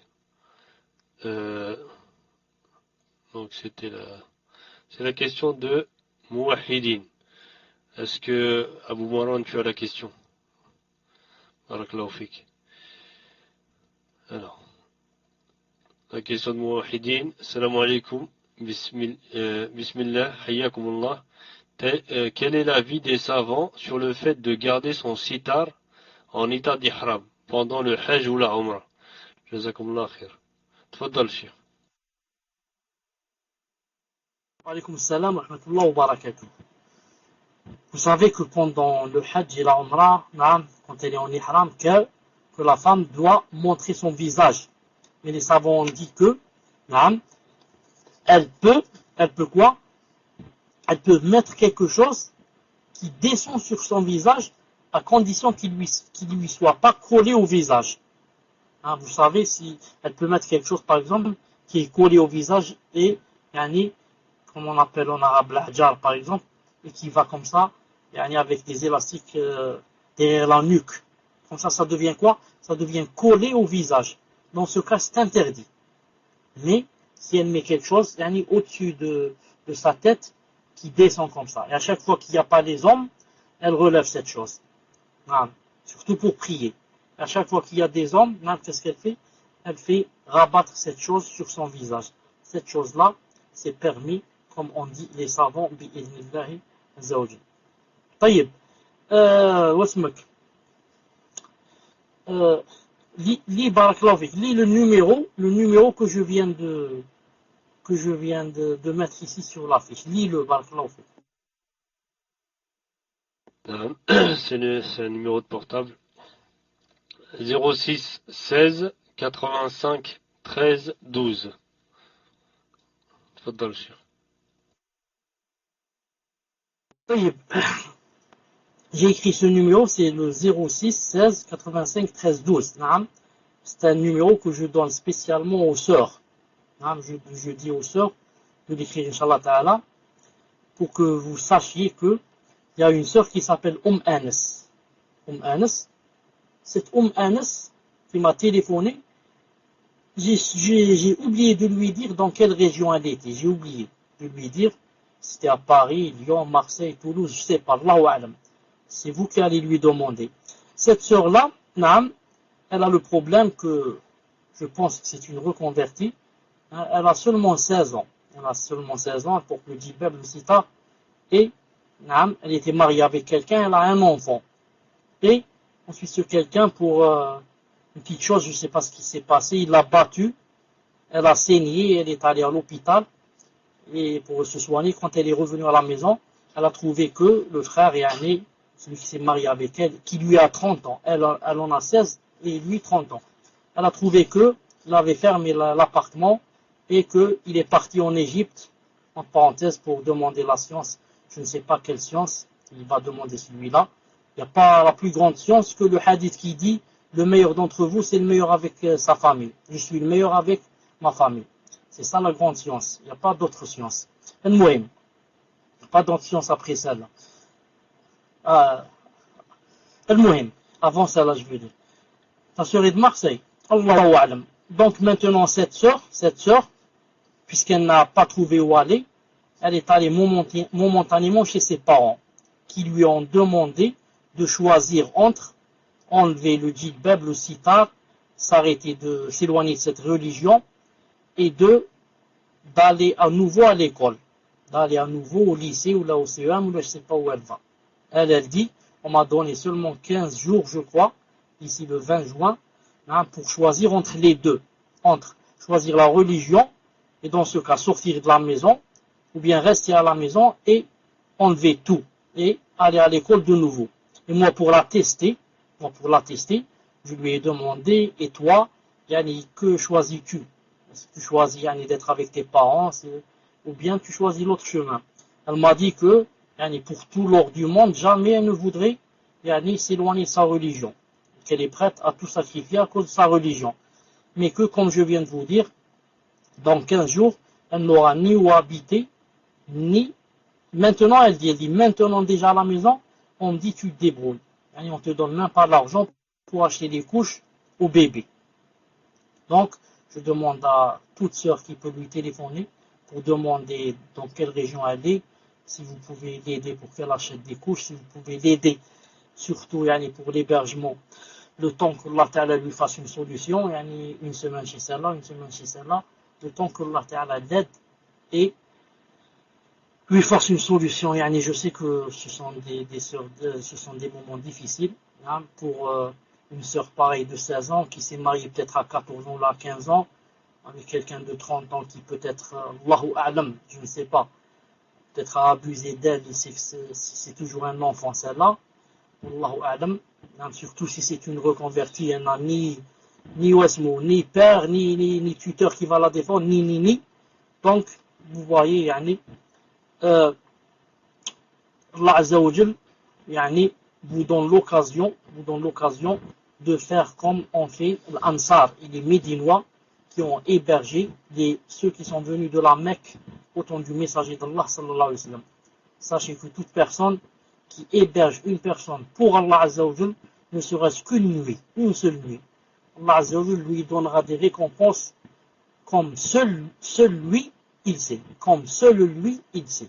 Pour avoir hébergé une personne, pourquoi tu vas l'héberger? Tu vas l'héberger, ce n'est pas en elle-même, parce que tu aimes cette personne, ou là c'est ta soeur, ou là c'est ta mère, ou là elle va donner de l'argent, ou là elle est la fille d'un ministre, ou là elle a des usines. Tu vas l'héberger pour qu'elle reste dans sa religion. Elle a la fitna dans sa religion. On lui demande de choisir entre l'iman et le kufr. Et toi, tu vas l'aider à choisir l'iman. Tu es un soldat d'Allah Azza wa Jal, qui est là pour propager le khair et le bien et aider les gens parce que leur relation avec Allah sera mieux que toi. Tu vas rencontrer Allah subhanahu wa ta'ala. Surtout les personnes qui, masha'Allah, sont à l'aise dans leur maison. Ils ont beaucoup de chambres en plus. Ils ont des étages comme ça, des étages, un étage ou deux fermés. Il n'en a pas besoin. Il n'y a que le shaitan, comme a dit le messager d'Allah, qui va dormir dans ces chambres fermées. Alors que les personnes sont jetées dans la rue à cause de leur dîme, à cause de leur islam, et personne ne les aide pour cela, bien sûr. C'est vraiment difficile demain quand on rencontre Allah subhanahu wa ta'ala. تفضل إن شاء الله للسويفر. Salam alaikum, cher. Il y a une sœur de Paris qui s'est proposée d'héberger la sœur. Donc, Inch'Allah, s'il faut, on essaye de les mettre en contact par votre intermédiaire. نعم بارك الله فيها جزاها الله خيرا كل عز وجل lui bénisse son argent, son appartement, ses enfants, elle-même, sa santé. Qu'elle fasse cela, Inch'Allah ta'ala, fi sabilillah. Et, bien sûr, ça ne veut pas dire qu'elle va l'héberger toute sa vie, bien sûr. Elle l'hébergera un certain temps. Ensuite, Inch'Allah ta'ala, une autre prendra la relève. Et comme ça, jusqu'à ce que, Inch'Allah ta'ala, Allah Azza wa Jal lui fasse une solution. Bi'idnillahi ta'ala. Naam, barakallahu fiki, ma sœur de Paris. Donc, Inch'Allah ta'ala, vous avez le numéro pour la contacter. Elle s'appelle Esma. Sa kunya, c'est Esma. Tfadal, Inch'Allah, le prochain.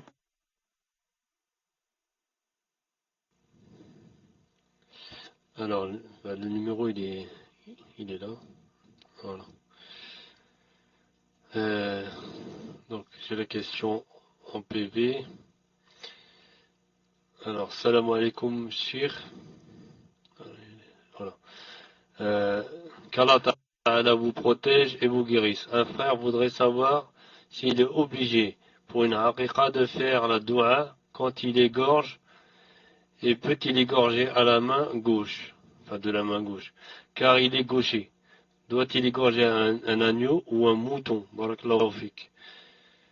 Cheikh aussi, il y a un frère qui veut poser, enfin qui veut vous parler en PV après le cours si vous pouvez. Dites-moi si vous pouvez, Inch'Allah. Barakallahu fikum. Wa alaykoum salam wa rahmatullahi wa barakatuh. Je suis en train d'écrire en PV à quelqu'un qui s'appelle Taouri. Il ne répond pas, je ne sais pas pourquoi. Peut-être qu'il n'est pas avec nous dans le salon. Naam. Pour le frère qui veut parler en PV, Inch'Allah, après le cours, naam, il ne doit pas tarder, Inch'Allah ta'ala. Parce que bientôt, Inch'Allah, il est minuit. Taïb. En ce qui concerne, et il faut aussi me dire en PV qui c'est, pour que je lui ouvre mon PV. Ensuite, pour quelqu'un, pour la haqiqa, il a dit s'il pouvait égorger avec la main gauche, naam, s'il est gaucher, il ne peut pas égorger avec la droite. Sinon, il va faire vraiment mal au mouton.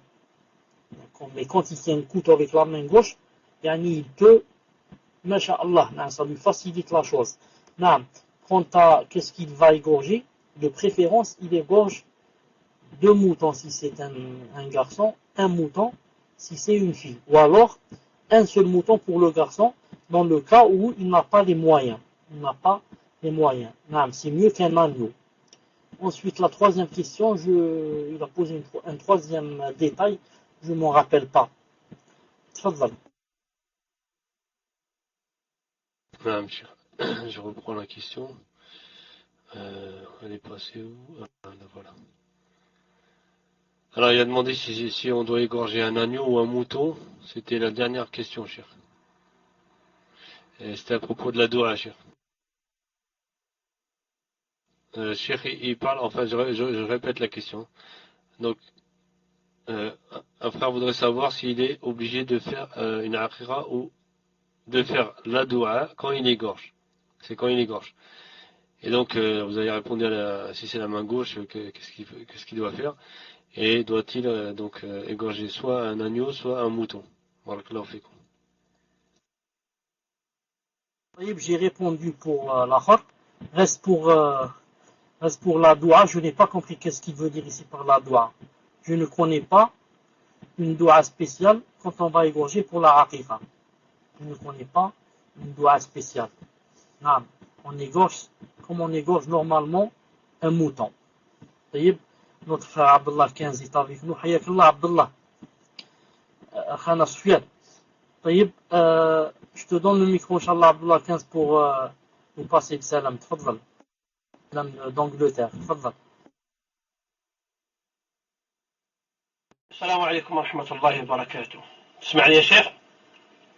حيا الله أخانا غرباء. حيا الله أخا أبا مروان pour l'invitation. جزاك الله خير أخي. حياك الله يا شيخ. أسأل الله أن يبارك لنا ولكم في هذه الأوقات الطيبة وأن ينفعنا بكم وأن يعلمنا وإياكم ما ينفعنا علما يا رب.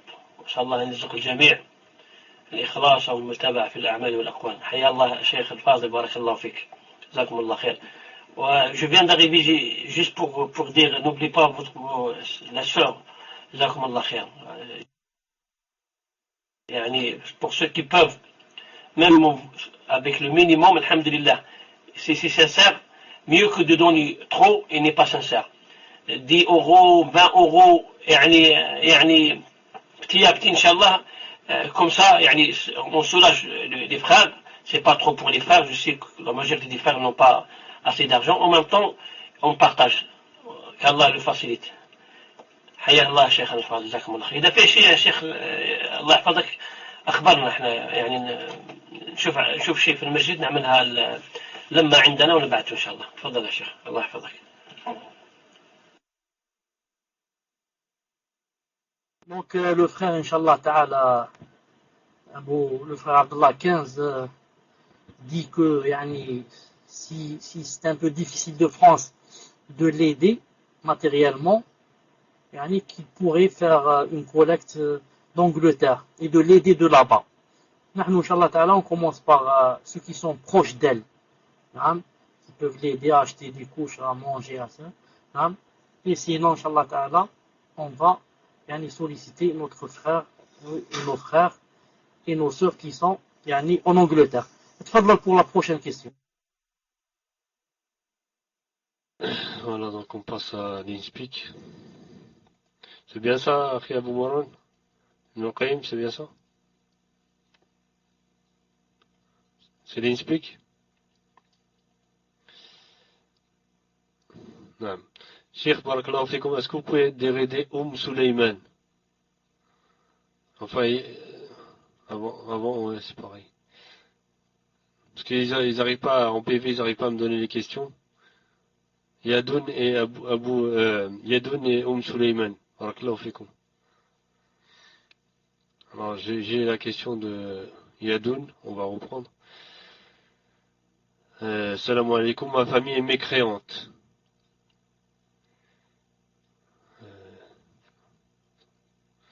J'arrive pas à lire, sorte dehors, s'envole. Et elle risquerait de mal le prendre, etc. Donc j'arrive pas à le lire. Est-ce que vous pouvez dérider Yadoun? Sinon j'ai...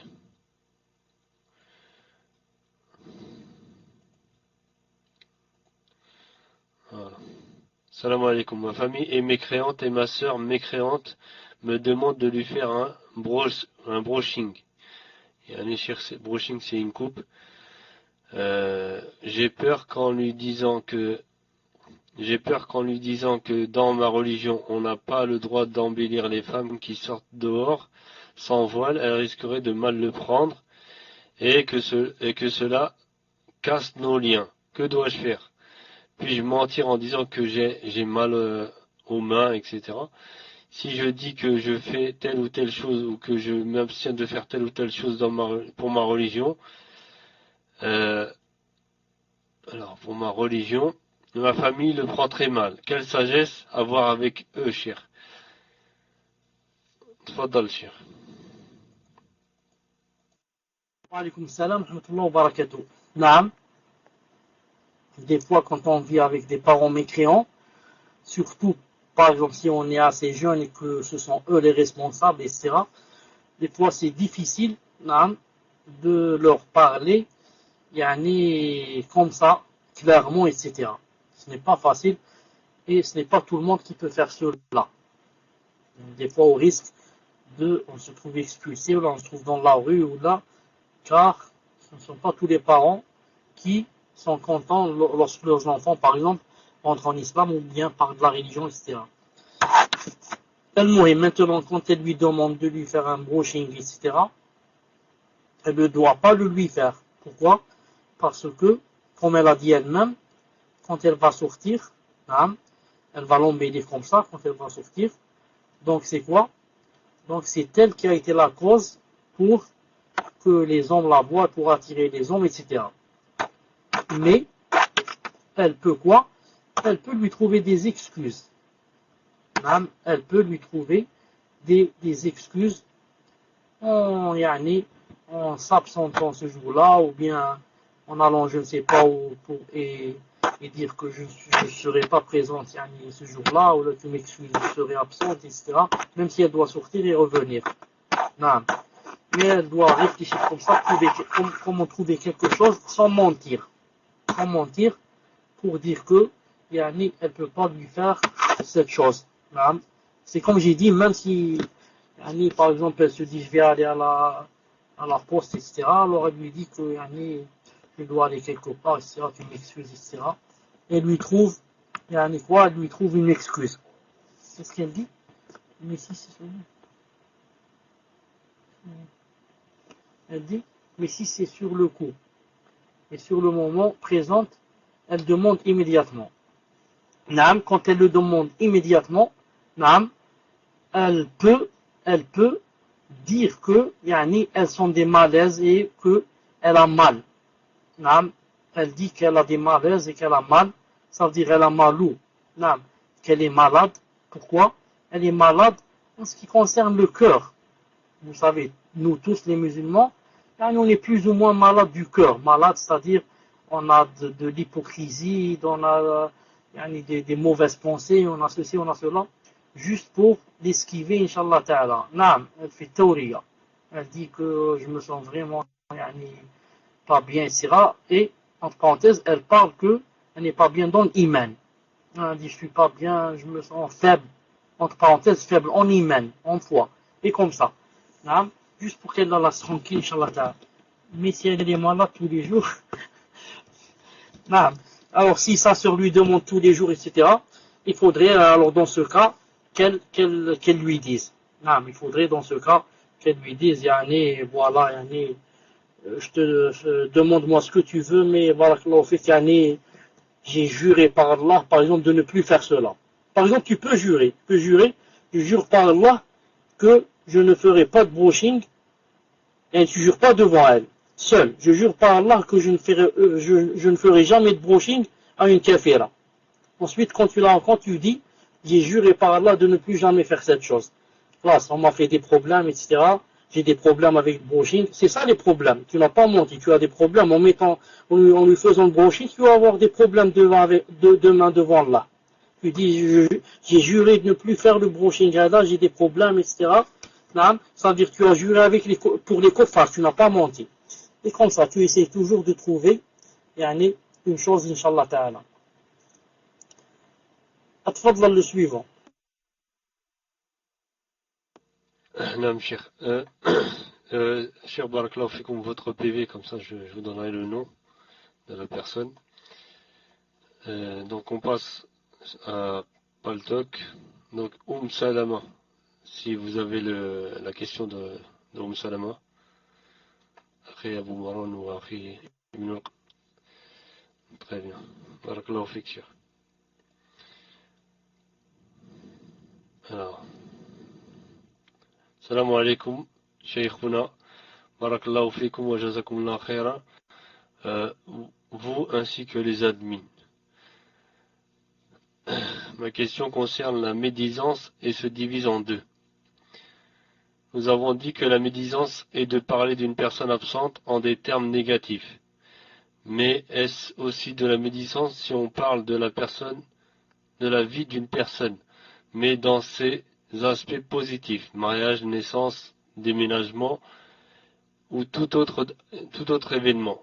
La niya n'étant pas de divulguer gratuitement sa vie, mais de faire partager les bonnes nouvelles de la Oumma. Faut-il quand même demander l'accord de la personne avant? De même, les sœurs entre elles ont tendance à parler des enfants, des foyers, des projets.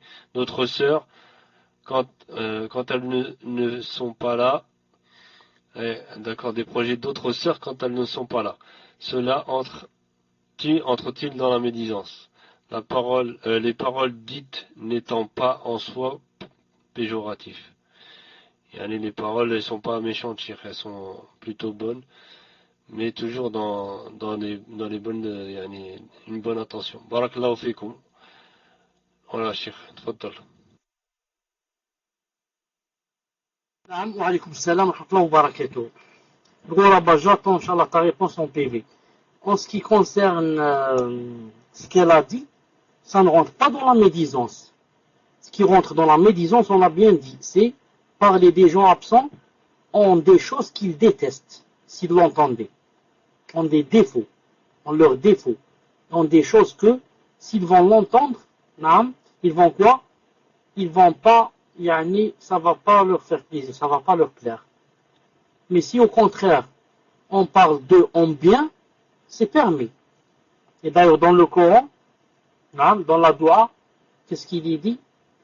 وَجْعَلْ لِي لِسَانَ صِدْقٍ فِي الْآخِرِينَ وَجْعَلْ لِي لِسَانَ صِدْقٍ فِي الْآخِرِينَ. Il demande à Allah subhanahu wa ta'ala que les gens parlent de lui en bien. Parlent de lui en bien. Donc, il est permis de parler en bien sur des gens qui sont absents. Mais à condition quoi? Mais si ce n'est pas une faute, la personne ne voulait pas qu'on le dise. Non, mais c'est ce que j'allais dire. À condition de quoi? À condition de ne parler que des choses, d'abord qui sont bien, et deuxièmement, qui on a eu, par exemple, l'autorisation d'en parler. Je donne un exemple. Une personne a eu le baccalauréat. Et elle a dit, je voudrais que personne ne le sache. Donc toi, tu ne vas pas dire aux gens, telle personne a eu le baccalauréat. Elle te l'a dit à toi et t'a dit de ne pas le dire. Donc ça rentre pas ici dans la médisance, ça rentre dans la trahison. Le hadith a dit que le musulman ne trahissait pas son frère. L'air d'oro. Vous comprenez? Ça, ce n'est pas la médisance, mais c'est un autre péché qui s'appelle la trahison. On a trahi, on a, comme salam, on a, comment on dit ça, dévoilé un secret. Sinon, si on n'a pas l'interdiction, on parle, des choses qui sont bien sur les gens, au contraire, on est en train de faire leurs éloges. C'est permis, à condition que ce ne soit pas des choses spéciales dont on nous a dit de ne pas le dire, c'est tout. Si on a dit une chose qu'il ne fallait pas nous dire, si on rencontre la personne, on doit lui dire de nous excuser. J'ai fait une erreur, je ne l'ai pas fait exprès, ou bien je ne me suis pas retenu, et comme ça, et j'ai dit la chose, je te demande de m'excuser. Ça, c'est dans le cas où tu as entendu qu'elle l'a su. Si tu ne sais pas qu'elle a su cette chose, on fait comme c'est dans le hadith. C'est-à-dire que, on demande à Allah subhanahu wa ta'ala de lui accorder la miséricorde. Je demande, pour ne pas oublier, je demande aux personnes, ou bien à la personne, qui devrait me rendre la réponse, sur une certaine personne. J'attends, des précisions sur une certaine personne pour parler de cette personne au savant. J'attends toujours donc qu'on me dise ce qu'a dit cette personne. Si elle s'est rétractée, si elle insiste, si elle persiste, qu'est-ce qui se passe exactement pour savoir, car j'ai déjà contacté, j'attends seulement qu'on me dise ce qu'il y a pour les recontacter. Barakallahu fikum. Ibn Qayyim dit il est 1h du matin.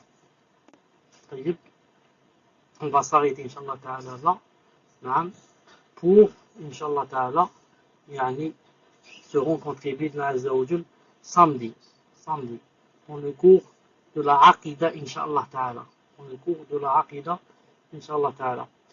Pourquoi Tauri ne m'a pas contacté? Non. Taïb. Maintenant pour le PV, Roulaba.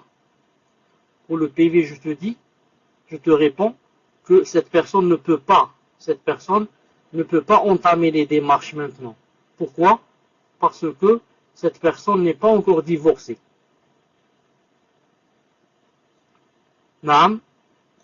Je tiens à dire ici et maintenant, qu'aucun frère, Bidna Ta'ala, n'a le droit de contacter cette sœur. D'ailleurs, moi, en donnant ce numéro de téléphone, j'aurais pas dû le donner comme ça devant tout le monde. J'aurais dû le donner seulement en PV. Je dis pourquoi? Parce que cette sœur n'est pas divorcée. Cette sœur est toujours mariée. Son mari est seulement absent. Il peut revenir du jour au lendemain. Donc, je conseille, et j'interdis à toute personne qui est un frère de contacter cette sœur. Pourquoi? Pour garder l'honneur de son mari. Et bien sûr, comme j'ai dit, je n'aurais pas dû donner le numéro comme ça devant tout le monde. Mais je n'ai pas réfléchi aux conséquences. Que Allah Azza wa Jal me pardonne. Je vous donne le micro, Inch'Allah Ta'ala. Cheikh, je voulais juste vous rappeler une chose. La dernière fois, vous avez dit donc par rapport à quelques paroles de Cheikh Al-Uthaymin rahimahullah, par rapport à, je pense, l'éducation des enfants. Je ne sais pas si vous avez trouvé votre dossier, votre doc. Voilà. Et donc voilà, la personne, je vous ai dit en PV, ça va être rapide, Inch'Allah. Il a dit que ça sera rapide, Inch'Allah. Tfaddal, Cheikh. Wa jazakumullah khair. Est-ce que tu veux dire que la personne demande si le fichier est là? Est-ce que c'est ça la question? Est-ce que la personne demande si j'ai le fichier? Cher, de toute façon, Inch'Allah, si c'est comme ça, peut-être qu'on va... je le garderai, et comme ça, dès qu'une personne me demandera ça, je lui enverrai, ou alors on verra, Inch'Allah. Barakallahu fikum. D'accord, une seconde, Inch'Allah Ta'ala, je vais vous donner le fichier. Je vais vous donner, Inch'Allah Ta'ala, le fichier, une seconde. Une seconde. J'attends, Inch'Allah Ta'ala, qu'il s'ouvre. Taïb, vous m'entendez, Inch'Allah? Vous m'entendez? Taïb, ce fichier est en arabe. Hein?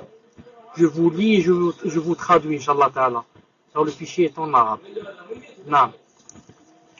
Je vous traduis, Inch'Allah Ta'ala, de l'arabe vers le français. Une seconde.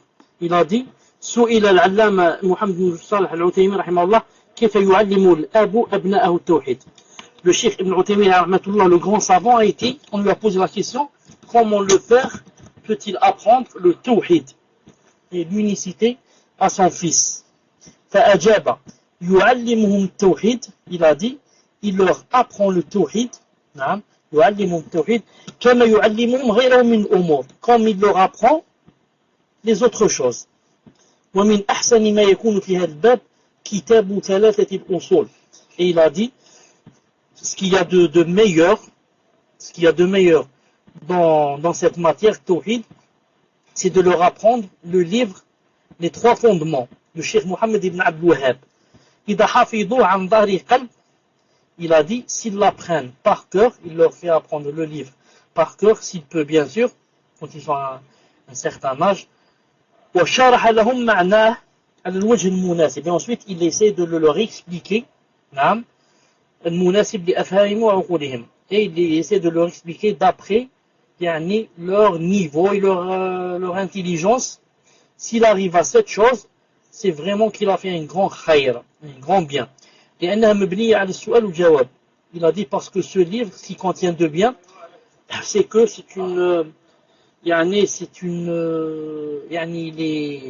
il est écrit en forme de question-réponse. وبعبارة واضحة سهلة. Et ensuite, ce que contient ce livre, c'est qu'il a été écrit d'une façon simple, les mots sont simples. نعم. ثم يريهم من آيات الله ليطبق ما ذكر في الكتاب الصغير. Il a dit ensuite, qu'est-ce qu'il peut faire? Il peut leur montrer ce qu'il y a dans l'univers, pour appliquer ce qu'il a lu dans le livre. Par exemple, il a dit, une seconde, il a dit par exemple, là,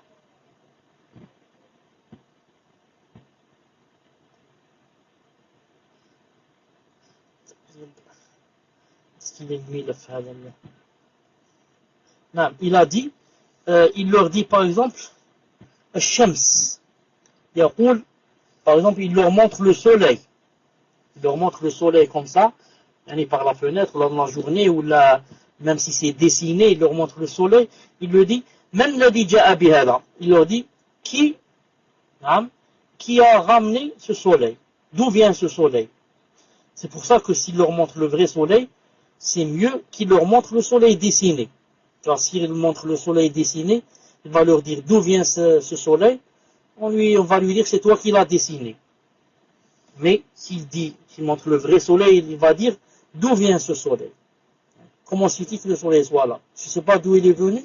Il dit comme ça à son fils. Il a dit ensuite la même chose. Il lui montre par exemple les étoiles. Il lui parle du jour, de la nuit. Et il leur dit le soleil, qui l'a ramené? Comment se fait-il qu'il y ait le soleil? Al-Qamar, comment se fait-il qu'il soit venu? Le jour, la nuit. Ensuite il répond. Il a dit, si c'est la réponse, il y a la réponse, alhamdoulilah, et il le félicite de cela. Si c'est pas, il lui dit Allah. C'est Allah subhanahu wa ta'ala. Kulluha ja'a biha Allah azza wa jal. Tout ce dont je viens te citer, c'est Allah azza wa jal qui les a ramenés. Il a dit pour arroser l'arbre de la fitra qu'ils ont dans le cœur. Il a dit parce que l'enfant déjà, il est né musulman. Comme a dit le message d'Allah, que chaque enfant naissait musulman. Mais ce sont ses parents qui le rendaient juif ou la chrétien ou bien mazdien. Et il a dit la même chose. Il leur apprend les ablutions. Comment qu'ils font les ablutions? Bil fi'l. Naam, il a dit, c'est pas seulement il parle, mais il leur montre, c'est-à-dire, il prend de l'eau et il commence à verser, il leur dit, voilà comment on fait les ablutions, et il commence à faire les ablutions devant eux. Salat. Il leur dit, voilà comment on fait la prière. On dit Allahu Akbar, voilà où on lève les mains. Hein, voilà comment on s'incline. Voilà quand on fait le sujoud, qu'est-ce qu'il doit toucher par terre. Voilà la position de nos pieds. Et comme ça, il a dit ma'al isti'ana billah, tout en demandant à Allah subhanahu wa ta'ala de l'aider. Et su'alu azza wa jal hidayah, mais demander à Allah subhanahu wa ta'ala de les guider. Naam. Et il a dit, il faudrait que le père ou les parents, il faudrait que le père ou bien que les parents, il a dit, il faut que le père ou que les parents évite toute parole qui soit contraire au bon comportement devant eux. Et la même chose, il faut qu'il évite tout acte qui est interdit. Il ne le fait pas devant eux. Il ne les habitue pas, il n'habitue pas ses enfants au mensonge, ni à la trahison, ni au mauvais comportement. Même si lui, le père, il a été éprouvé et il a ces mauvaises choses. Par exemple, comme si par exemple le père, il a cette mauvaise habitude de fumer la cigarette. Dans ce cas, il n'a pas le droit de fumer devant ses enfants.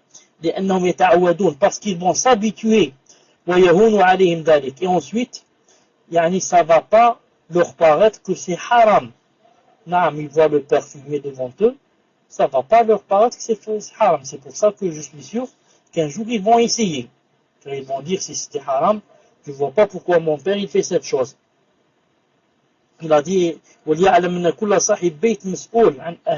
qu'il sache que chaque parent est responsable devant ses enfants. Ensuite, il a cité le hadith qui est connu et le verset où il dit ô vous les croyants, éloignez-vous et vos familles de l'enfer. Il a dit que on ne peut pas s'éloigner de l'enfer que si bien sûr on obéit à Allah subhanahu wa ta'ala et on évite sa désobéissance. Il a dit ensuite, il a cité le hadith, et que l'être humain quand il meurt, tout va se couper de lui, sauf trois choses. Sadaqa jariya, l'aumône qu'il a laissé, l'aumône qui marche toujours comme construire une maison, un hôpital, etc. Wa ilmu yuntafa' bihi, s'il a laissé une science, ou waladun salih yad'u lahu, ou bien s'il a laissé un enfant, masha'Allah, qui va lui faire des doigts. Ce fichier, Inch'Allah Ta'ala, rappelle-moi, Inch'Allah Ta'ala, demain ou après-demain, pour là-bas, je vais te le donner avec le fichier du vote. Le fichier du vote. N'est-ce pas? Est-ce que tu m'entends, Inch'Allah Ta'ala? Inch'Allah. On va se rencontrer, Inch'Allah, samedi. Subhanakallahumma wa bihamdik. Ashhadu an la ilaha illa ant. Astaghfiruka wa atubu ilayk. Assalamu alaikum wa rahmatullahi wa barakatuh.